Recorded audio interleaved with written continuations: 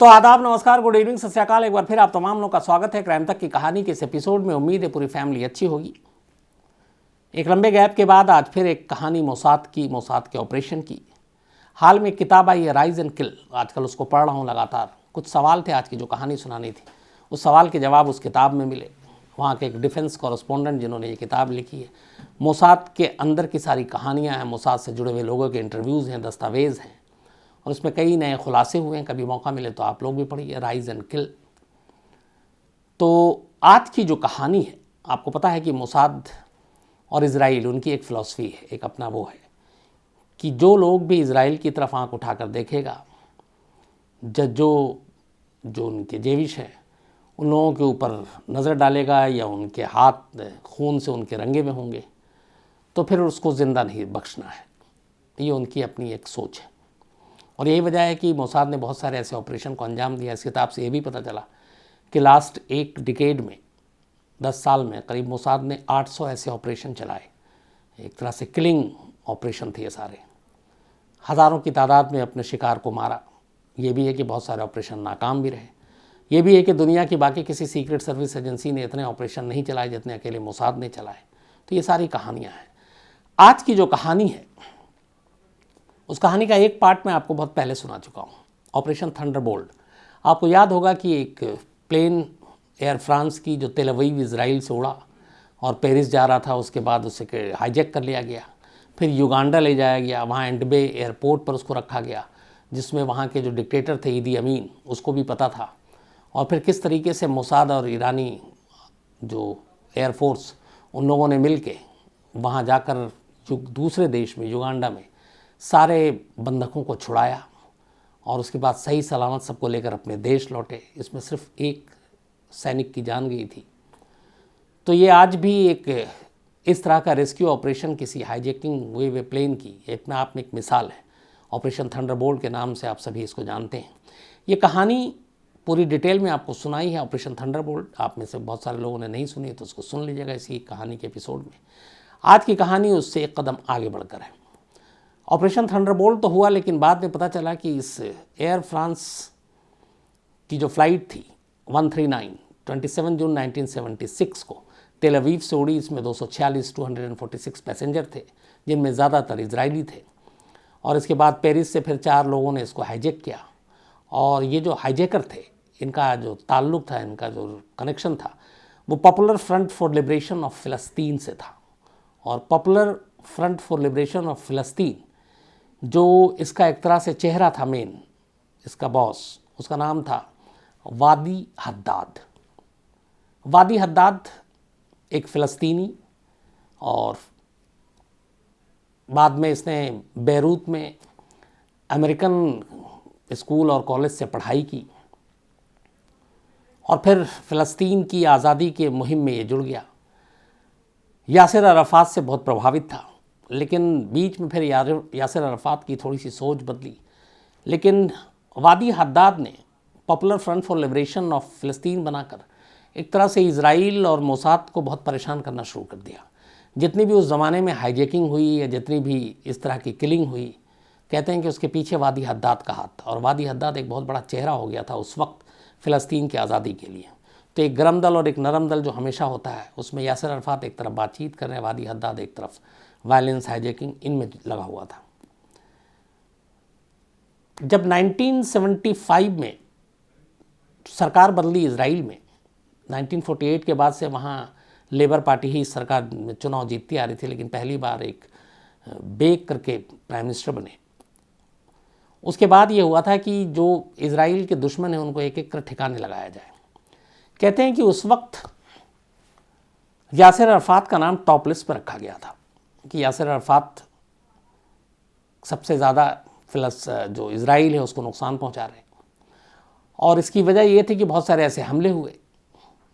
लेकिन दूसरी तरफ यासिर अराफात ने अपना एक चेहरा बना दिया था पूरी दुनिया में। ख़ासतौर पर यूनाइटेड नेशन में जब भाषण दिया, उसके बाद वो एक पूरे वर्ल्ड में एक पॉलिटिकल फेस के तौर पर उभरे और यासिर अराफात की एक पहचान बनी। दुनिया के कई देशों ने उनको अपनाया।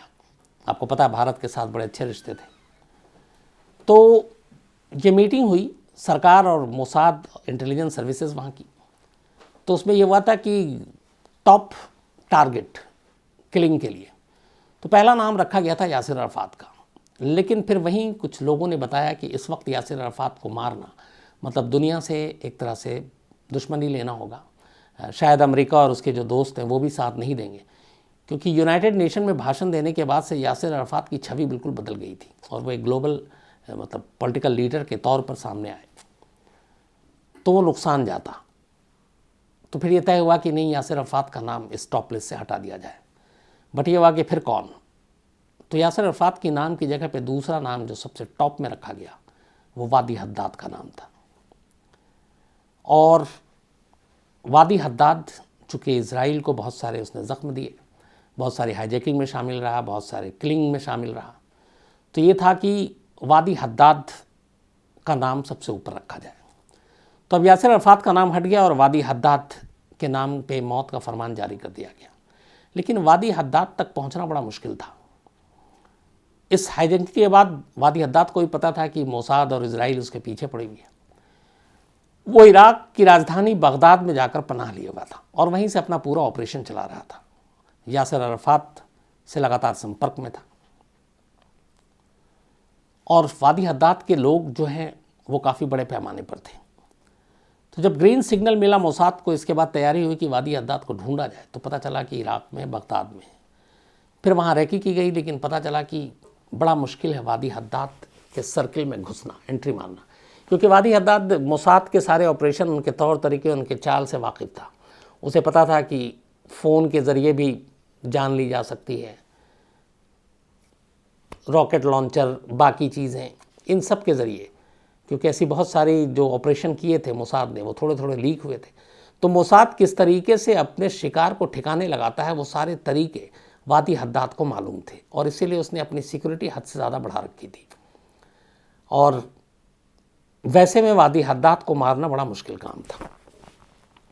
जब मोसाद की पूरी टीम लग गई, उसके बाद उसने रिपोर्ट दी, तो पता चला कि वादी हद्दाद के करीब पहुंचना बेहद मुश्किल काम है, नंबर 1। नंबर 2, वादी हद्दाद को मारने के और तरीक़ों पर गौर किया गया। फिर तो कहा गया कि अगर उसे गोली से मारते हैं, बॉम्ब से उड़ाते हैं, कार ब्लास्ट कर देते हैं, तो एक ख़तरा था कि सीधे सीधे शक फिर इजराइल और मोसाद पे जाएगा और उसका नतीजा ये होता कि वादी हद्दाद के लोग जो ऑलरेडी बहुत ज़्यादा एग्रेसिव थे, वो इजराइल को और ज़्यादा नुकसान पहुंचाते, इजराइलियों को नुकसान पहुंचाते, अलग अलग देशों में उनके ऊपर हमले होते। तो यहाँ पे एक मुश्किल ये थी कि वादी हद्दाद को मारना भी है, लेकिन ये ना पता चले कि उसकी मौत एक कत्ल है, एक मर्डर है। नेचुरल मौत देखनी चाहिए, वरना फिर बदला लेंगे और बदला लेने में नुकसान होगा। तो अब ये बड़ा मुश्किल काम था मोसाद के लिए कि एक टारगेट है, उसे मारना है, लेकिन इस तरीके से मारना है कि 1% भी डाउट नहीं हो कि उसकी मौत जो है वो अननेचुरल है। रोड एक्सीडेंट में भी शक हो सकता है और गोली और बम मारेंगे तो वैसे ही क्लियर हो जाएगा। तो अब यहाँ बड़ी मुश्किल थी। इसके बाद प्लानिंग हुई। इन तमाम चीज़ों के बीच में लगभग साल बीत चुके थे इस हाईजैकिंग के इंसिडेंट को, और वादी हद्दाद अब बगदाद में आराम से अपना रह रहा था, बेहद सुरक्षा घेरे में। लास्ट में ये तय हुआ कि वादी हद्दाद को मारना भी है, लेकिन शक नहीं होगा और ना ये पता चलेगा कि ये कत्ल है, ये एक नेचुरल डेथ डिक्लेयर होगी।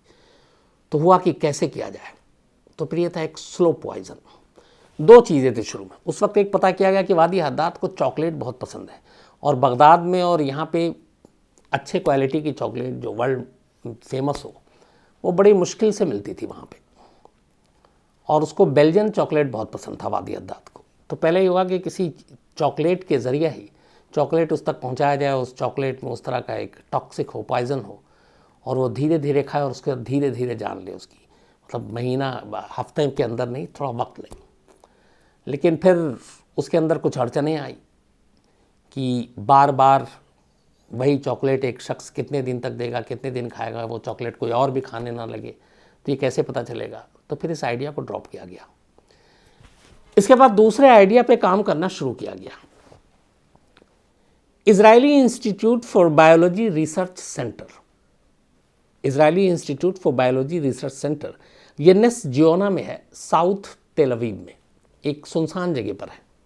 और कहते हैं कि ये जो रिसर्च सेंटर है ये इजराइल की आर्मी, मोसाद, इन सब के लिए वो सेंटर है जो बायोलॉजिकल वेपन, एक से ख़तरनाक जहर, बाकी इस तरह की जो हथियार हैं उनके ऊपर काम करती है और रिसर्च करती है। 1952 से ही रिसर्च सेंटर खुला हुआ है और इसके ऊपर बहुत पैसे खर्च करती है इजराइल की सरकार, क्योंकि यहीं से उन्हें मिलता है अपने दुश्मनों को मिटाने, उनको मारने के नए नए तरीके, नए नए हथियार, नए नए जहर के किस्म। तो काम पे लगाया गया Israeli institute for biology research centre को कि वादी हद्दाद को मारना है लेकिन मौत नेचुरल लगे, कत्ल ना लगे। काम शुरू हुआ, एक पॉइज़न पे काम किया गया। पॉइज़न ऐसा जिसको इस तरीके से पॉइज़न को बनाया गया कि एक बार में इंसान की जान नहीं ले, एक हफ्ते में जान नहीं ले, ये धीरे धीरे खून में घुले और इस तरीके से मारे कि पता ही नहीं चले बाद में जब पोस्टमार्टम रिव्यू हो कि मौत हुई कैसे। Israeli institute for biology research centre ने अपना काम शुरू किया। अब इस दौरान में मुश्किल ये था कि बगदाद में जहाँ पे वादी हद्दाद रहता था उसे सारे तरीके पता थे मोसाद के, तो बहुत ज़्यादा अलर्ट था। उसके ख़ास भरोसे के लोग ही उसके इर्द गिर्द थे।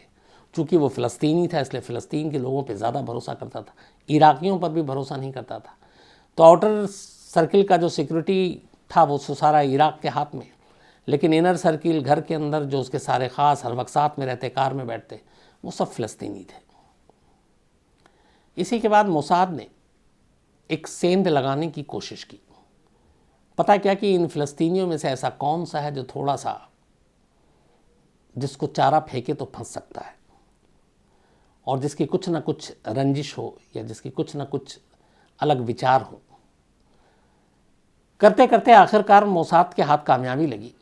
एक फ़लस्तीनी मोसाद के काम के लिए तैयार हो गया। उसका नाम था, जो कोड नेम था, सैडनेस। सैडनेस वो शख्स था जो वादी हद्दाद के बेहद करीबियों में से था। रोज़मर्रा के उसके काम वाम में भी वो शामिल हुआ करता था।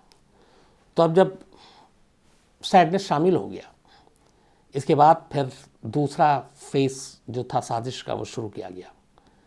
इसी Israeli institute for biology research centre से जो पॉइज़न तैयार किया गया वो पहले पता किया गया कि वादी हद्दाद कौन सा टूथपेस्ट इस्तेमाल करता है। इसके बाद उसी ब्रांड के टूथपेस्ट में उस पॉइज़न को मिलाया गया इतनी मात्रा में कि वो धीरे धीरे अपना काम करे और उस जहर से भरे टूथपेस्ट को पहुंचाया गया इस सैडनेस तक, जो था फ़लस्तीनी लेकिन मोसाद के लिए काम कर रहा था।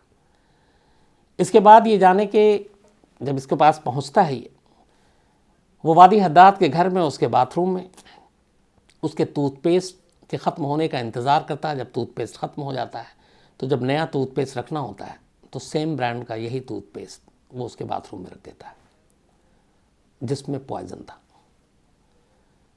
10 जनवरी 1978, करीब 18 महीने हो चुके थे एयर फ्रांस की उस हाईजैकिंग के इंसिडेंट को। 18 महीने के बाद 10 जनवरी 1978 को पहली बार इस शख्स ने, वादी हद्दाद ने, उस जहर से भरे टूथपेस्ट का इस्तेमाल किया। इस टूथपेस्ट में जहर इस तरीके से डाला गया था, इसका असर ये था कि आप जब इसको ब्रश करेंगे, करीब 1 मिनट भी अगर आप ब्रश करते हैं मिनिमम, तो उसका कुछ ना कुछ अंश आपकी मुंह से होते हुए, थूक से होते हुए आपके जिस्म में जाएगा और फिर आपके ब्लड में घुल जाएगा और आपको पता नहीं चलेगा और शुरुआत में कुछ भी नहीं होगा, लेकिन इसके बाद अपना रंग दिखाना शुरू करेगा। 10 जनवरी 1978 को पहली बार टूथपेस्ट इस्तेमाल किया, कुछ नहीं हुआ, 11, 12, 13 चलता रहा। करीब 10 दिन बीत गए। 10 दिन के बाद 20 जनवरी 1978 को पहली बार बुखार, सर्दी और पेट में दर्द हुआ वादी हद्दाद को। पहले उसने कुछ दवा ली लेकिन कुछ फ़ायदा नहीं हुआ, तो फिर वो इराक की गवर्नमेंट हॉस्पिटल में गया डॉक्टर के पास दिखाने। डॉक्टर ने उसको एडमिट करके उसका पूरा टेस्ट किया तो पहले उसे पाया कि शायद हेपेटाइटिस है। कोल्ड और फीवर भी कम नहीं हो रहा था, तो उसे दवा दी गई, हॉस्पिटल में रखा गया और फिर उसे वापस भेज दिया गया। लेकिन वापस जाने के बाद, अच्छा, जब वो हॉस्पिटल आया तो हॉस्पिटल में जब रहा वो, तो उस हॉस्पिटल में भी वो वही टूथपेस्ट इस्तेमाल कर रहा था, क्योंकि उसके सामान के साथ वही लाया गया था। फिर ये घर पहुंचता है, लेकिन इसकी तबीयत ठीक नहीं होती। कुछ दिनों बाद इसके बाल झड़ने लगते हैं, वेट इसका करीब 25 पाउंड कम हो गया, पेट में दर्द रहने लगा, कुछ ब्लड आने लगे। परेशान होकर ये दोबारा हॉस्पिटल गया। अब उस हॉस्पिटल में दोबारा इसका पूरा टेस्ट होता है। डॉक्टर भी परेशान होते हैं, लेकिन इस बार डॉक्टर उसका टेस्ट करने के बाद डाउट जताते हैं कि शायद कुछ पॉइज़न का मामला है, लेकिन ये पॉइज़न कौन सा है, कहाँ है, किस चीज़ में दिया गया, कितनी बार दिया गया, कब दिया गया, इसके सवालों के कोई जवाब नहीं है। जब ये बात पता चली तो फिर ये बात यासिर अराफात तक गई। तब यासिर अराफात ने कहा कि एक काम करो, तुम ये बगदाद के सरकारी हॉस्पिटल को छोड़ो और Stacy, east German secret service, ये उसका नाम है, उससे तुम कांटेक्ट करो। अच्छा, ईस्ट जर्मन सीक्रेट सर्विस और उस वक्त पीएलओ यानी कि यासिर अराफात के ऑर्गेनाइजेशन के साथ बड़ी अच्छी दोस्ती थी, दोनों एक दूसरे की मदद करते थे। तो इस ईस्ट जर्मन सीक्रेट सर्विस के साथ करीबी होने की वजह से यासिर अराफात ने वादी हद्दाद को ये मशवरा दिया कि तुम वहाँ कांटेक्ट करो। वादी हद्दाद के लोगों ने कांटेक्ट किया, उन्होंने बताया, उन्होंने अपने यहाँ से बगदाद के सारे रिपोर्ट भेजी, तो उन्होंने कहा ठीक है आप यहाँ आ जाइए।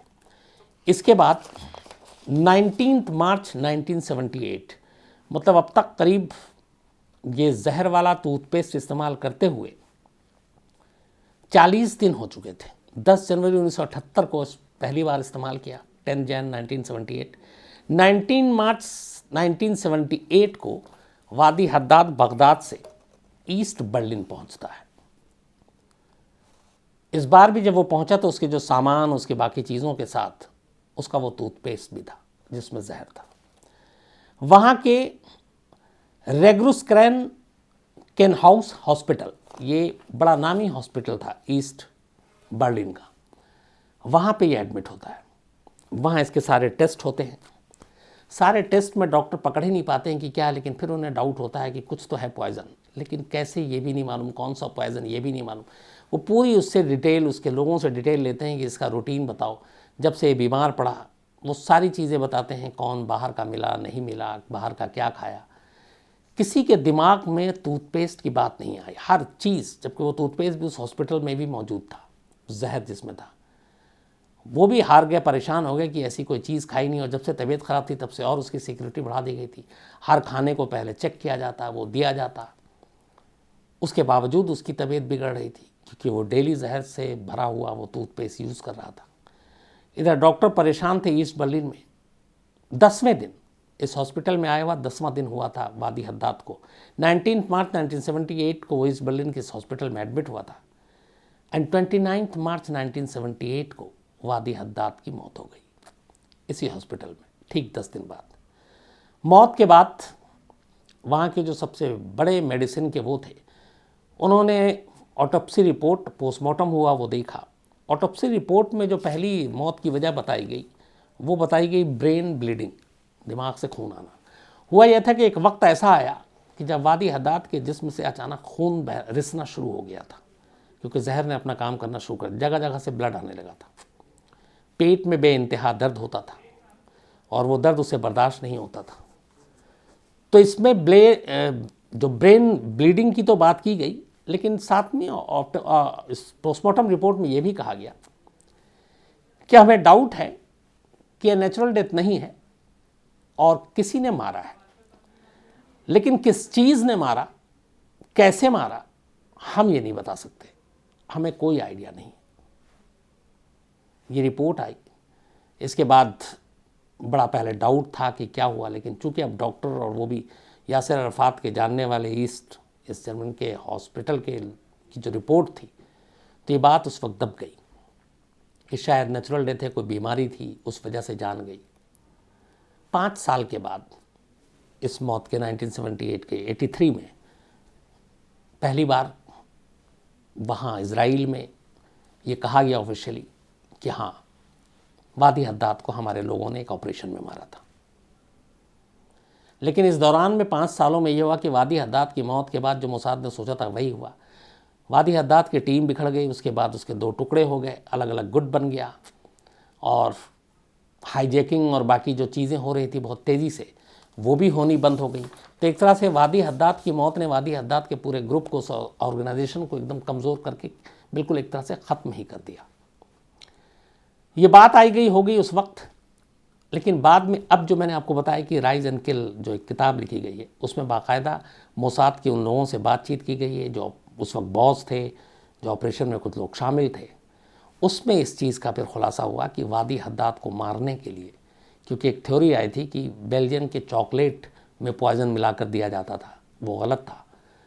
मारने के लिए टूथपेस्ट का इस्तेमाल किया गया था, और ये टूथपेस्ट 40 दिन से ज़्यादा उसने इस्तेमाल किया, और धीरे धीरे उस जहर ने, जो उसके खून में शामिल होता गया था, उसी जहर ने उसकी जान ली।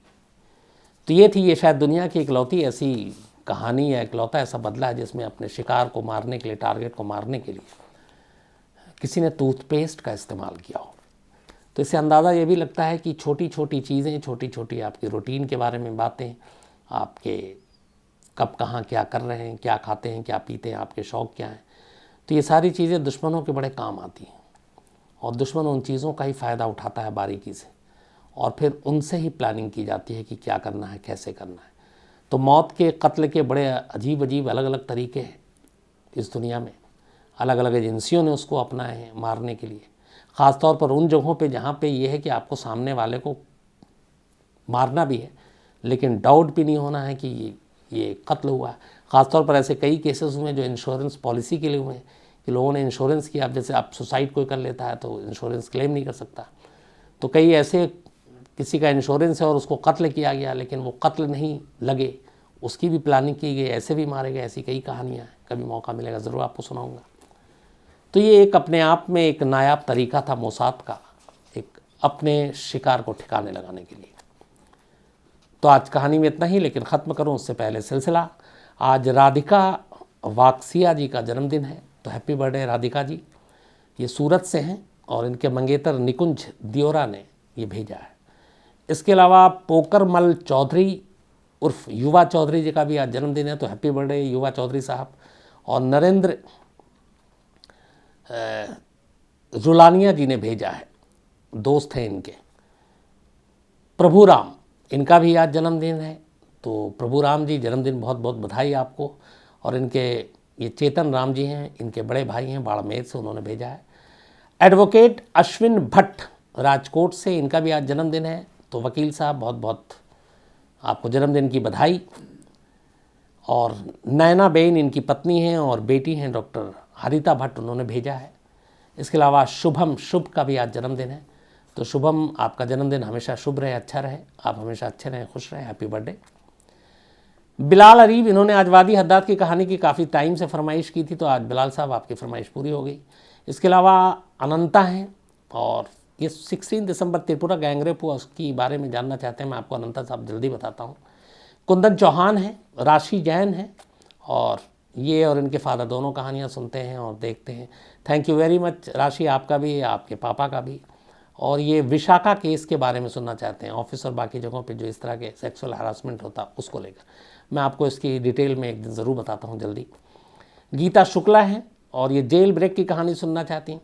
इसके अलावा सुशील दिवाते हैं, कई लोगों ने कहा है कि इनका भी नाम है कि कल की कहानी में एक्टर का आपने नाम नहीं बताया।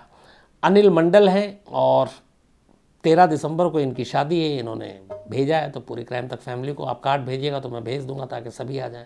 बधाई अनिल मंडल साहब आपको शादी के लिए। जेपी सिंह हैं, और ये एयरफोर्स के किसी ऑपरेशन की कहानी सुनना चाहते हैं, आपको जल्दी सुनाता हूँ। उद्यन बलोड़ी हैं, और ये सुखा कला की कहानी सुनना चाहते हैं, और ये मैं सुना चुका हूँ।